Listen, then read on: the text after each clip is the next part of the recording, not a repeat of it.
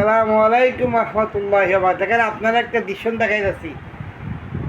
এটা আপনার হেরাম শরীফ, কাবা শরীফের কাছে হুজুর পাক সাল্লাম গোয়ার ভিতরে ছিল 3 দিন। দেখেন হাজি সাহেবরা ওইখানে গিয়ে দেখতেছে,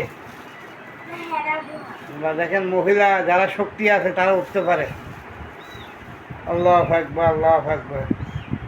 ভাই 5,500 ফিট ওষা ওই জায়গাটা।